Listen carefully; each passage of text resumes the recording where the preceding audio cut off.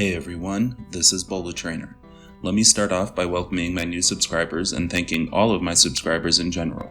I appreciate all of you and your support. Creating for YouTube is quickly becoming one of the most fulfilling things I've ever done with my life, and every time I see a subscription or like, that feeling only grows, so thank you. However, because I'm feeling more excited and fulfilled, it shows a clear comparison with the parts of my life that don't create that joy. But I decided to convert that energy into today's video topic with a companion to my video on my favorite Pokemon from each gen. Since the topic was still fresh on my mind, I was able to create a list of the top 10 least favorite from each generation. I say least favorite because there's really no hate going on here. I actually see that frequently where disliking or even not ever having used a particular Pokemon leads to people thinking that they need to obliterate it from existence, and that's not really the type of energy we need in the community. If a Pokemon you like is on this list, I don't want you to feel like I'm attacking it or you. It's an opinion video, and I don't think I could be a fan of this series if our opinions were all the same. If you do like one of the Pokemon I mentioned, let me know in the comments why, and maybe I can gain some more appreciation for it. Otherwise, as always, feel free to leave your choices down below so we can compare. However, unlike my last list, this list won't include families. That's because I frequently like at least one member of any Pokemon family, like how I think Tympole is cute but its evolutions aren't, and also because a lot of these are solitary Pokemon. I can obviously only have 8 generations to work with, so a couple of gens will have 2 Pokemon so I can make it an even 10. As I said in the video on my favorites from each gen, I've been playing Pokemon for a long time, and it's given me over 2 decades to make some of these selections. So without further ado, I present Top 10 Least Favorite Pokemon from each gen. Generation 1, Raticate. I know a lot of people would have put Zubat here, and yeah, I too have faced a cave with dread in my heart for the coming fluttering apocalypse, but I actually think Zubat and their physics defying are pretty neat. You know who frustrates me the most from Gen 1? Raticate, and its fracking fangs. I swear, every time I have to grind in an area where Raticate are, which can be a lot in some of the games, I groan. Rattata is cute. I could actually see training one in real life, but I do not like its evolution or its tendency to be used by the team's Rocket and Skull grunts in the games. I can handle confusing Zubat and sturdy Geodude, but Super Fang and the flinching moves are super frustrating if you don't get the KO in your first hit, and are even worse if your speed manages to be lower, which is actually quite possible. Even Blue has one on that you're trapped on this damn ship until you complete the mission part of the Kanto-based games, and in the early ones, you didn't even have access to any healing whatsoever. It gives new meaning to the fear anagram. I've never even had one on my team long-term in all the years I've been playing the games, partially because I don't usually have normal types on my teams, partially for its stats, but largely just because I've been so frustrated by my encounters against them, I don't want one there. And while its design isn't bad, it's also not appealing to me. I understand the mean rodent look, but just don't find it to be in my list of favorites. Generation 2, Delibird. Generation 2 gave us no shortage of memeable or forgettable Pokemon. Shuckle, Quillfish, Stantler, Dunsparce, and Delibird. Let's start with the name. I don't know how to pronounce it properly.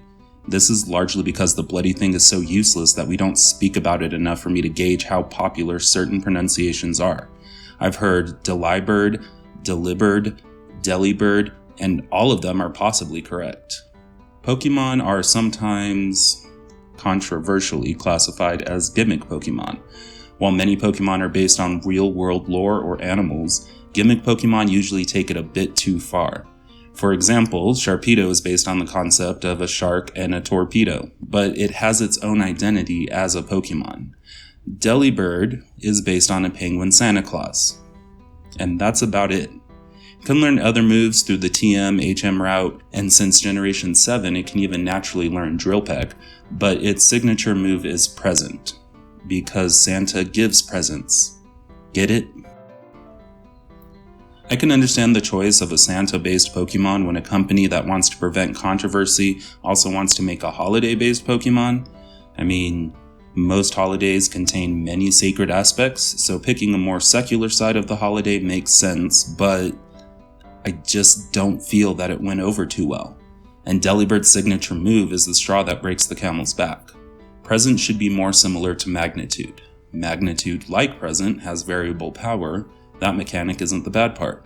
But the fact that Present has a 20% chance to heal the Pokemon you're attacking makes it worthless. But since it's also variable beyond that, it means that your chances of scoring a decent hit are even lower. There's a 60% chance that Present will either be super weak or actually help the enemy team, which is way too high for me to struggle with. Plus, its tail is the bag it carries those presents in, which is weird. Generation 3, Torkoal and Azurill.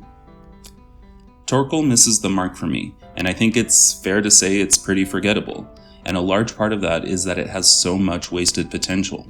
There are good turtle Pokemon, and there are now even other good coal-based Pokemon, but Torkoal just isn't.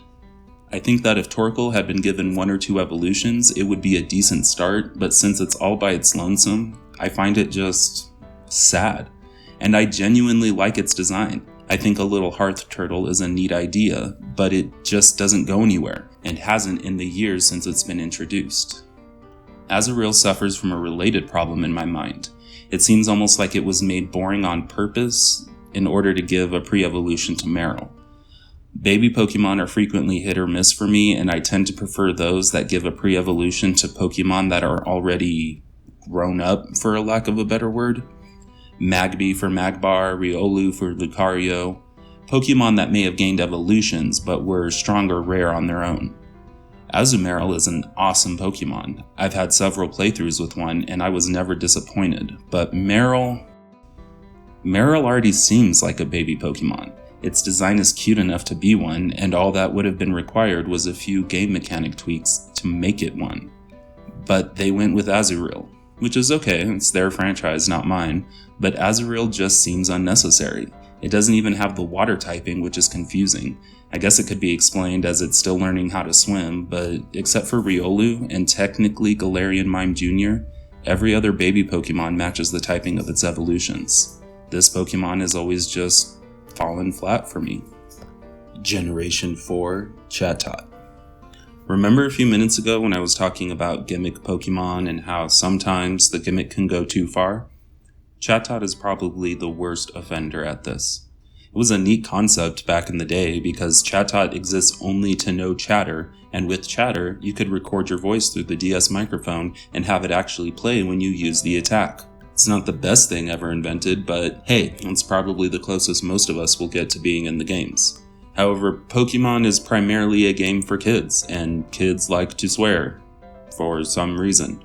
And with Generation 6 utilizing the internet more, people wondered, what hell might befall us if a kid traded a bad word speaking Chatot to another kid, who probably already had a bad word speaking Chatot.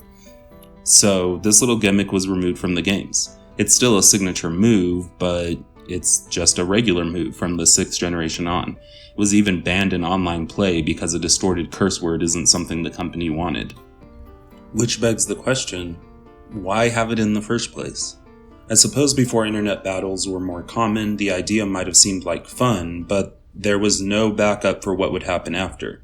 I think a decent evolution after Chatter stopped being able to record could have improved this Pokemon, but for the time being, Chatot is a gimmick Pokemon with a dead gimmick.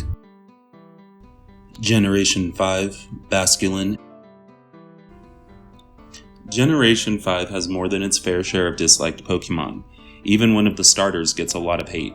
And I know Basculin is disliked by a lot of people, but there's a reason for that. It's admitted that Basculin was basically created just to be created, because they felt they were lacking for fish Pokemon, and the stripe color changes were to flesh it out even more. And it shows. I'll give them this. The different abilities each color can get was a nice touch, but it doesn't make up for the unremarkable nature of the Pokemon itself. Magikarp is intentionally boring to become something fierce. Phoebus is intentionally boring and ugly to become something beautiful. Basculin is unintentionally boring and comes in 2 different colors. I can hardly contain my excitement. I actually like its design overall. Like Carvana, it manages to get the point across rather nicely that it's not to be messed with. It could have had something more special with its shiny form, but overall my problem isn't with the design itself. It's just that a small change to it was used to stretch it out even further. I think version-exclusive evolutions are what Basculin is missing. Imagine if Blue Striped evolved into a sea snake and Red Stripe turned into a swordfish. Having a Clamperl type evolution split that was unique to each version would have added a bit of flair to this Pokemon. And I'm aware that people have managed to find use for them in competitive battles, but overall this Pokemon remains a rushed addition to Unova, and I just don't particularly like it. Generation 6, Klefki. Usually Pokemon based on inanimate objects make sense to me, at least somewhat. But there's no denying that they're usually some of the more unique Pokemon. The Vanillix and Klinklang families are examples. People are usually divided on them, and Klefki is no different. Some people like it, some people don't, and some people like me dislike it, but still think its shiny form is clever. I understand the concept of Tsukumogami, and it's been used since the beginning of Pokemon. But in this case, I'm just a little confused at how a Pokemon developed a lock and key based design and also likes to collect human-made keys. Maybe I just think about fictional characters too much. But it looks like a key, it behaves like a key, and also collects human-made keys, and that's a bit odd. It also sounds frustrating as hell for the people of the Alola region. Generation 7, Togedemaru and Jupiter. This is Pikachu. It's the mascot of the Pokemon franchise. Everyone knows who it is, even if they don't play Pokemon. My grandma even occasionally refers to the games as the Pikachu games. These are the Pika clones. Every generation has had at least one, as long as you count Pichu, which some people don't because it's literally related to Pikachu instead of just being implied. But if you don't include Pichu, then you have to say every generation has one except for two, which is a mouthful, but I digress. Togedemaru is Generation 7's Pika clone. It's an electric rodent. When you see it, you should go, "Aw, it's like Pikachu." Generally speaking, I do actually like Pikachu though. The Pika clones, whether intentionally trying to capitalize on Pikachu's cuteness or just a fun type of Pokemon included in each gen, have never managed to match the original for me. And Togedemaru, while having a fun name, is my least favorite of them all. In my opinion, Shaman makes a better Hedgehog, the Magnemite family makes better Electric Steel types, and they could design a better Pokemon with Porcupine traits. I usually find something unique or redeeming about each of the Pika clones, but Togedemaru just isn't appealing to me beyond having that rare typing. Jupiter has a very cool design. So does its evolution, Araquanid, and if I think so, why are they on this list? Well, it has to do with fear. I generally don't hate spiders unless they're surprise spiders. I also find that nothing relaxes me or lets me lower my guard as much as water. Showers, baths, swimming, all of it is the most peaceful and calm I can be. And do you know what the Jupiter family is based on? Surprise spiders in the water. The idea of waking up to a spider crawling on your face probably makes a lot of people squirm, but the idea of surfacing from underwater into a diving bell spider's nest is absolutely horrifying to me. Enough so that this Pokemon creeps me out more than any ghost has managed to do. And for that very simple reason, it's one of my least favorite Pokemon.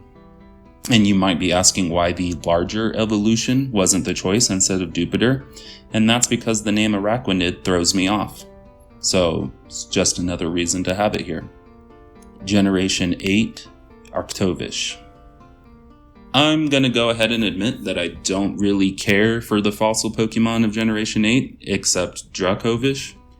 They kind of make me think of Jurassic World if the movie had been a cartoon, and I'm still waiting to see what happens when we combine the genetic resources from different animals in the Pokemon world. None of them actually make evolutionary sense, and their Pokédex entries are odd, to say the least. It's like they admit they aren't natural creations by bringing up that their mismatched characteristics is what made them die out, but then admit that they are by claiming they actually existed that way and not just because of the combination of fossils. Arctovish is my least favorite because its critical error was that its mouth was on top of its head and it had trouble eating. And I want to know how that trait evolved, and I never will. And every time I see it, it'll drive me crazier, because how does such a thing happen? We have fish that have their faces positioned upwards, but not just the mouth. It's extremely confusing. That quandary ensured its place here.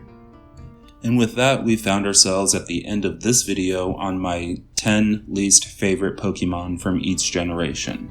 Some of the entries were a bit shorter than others, but I've been playing for so long, there's not too many that I actually really dislike.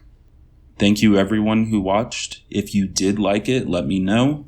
Please consider subscribing, and I will see you all next time. Stay safe.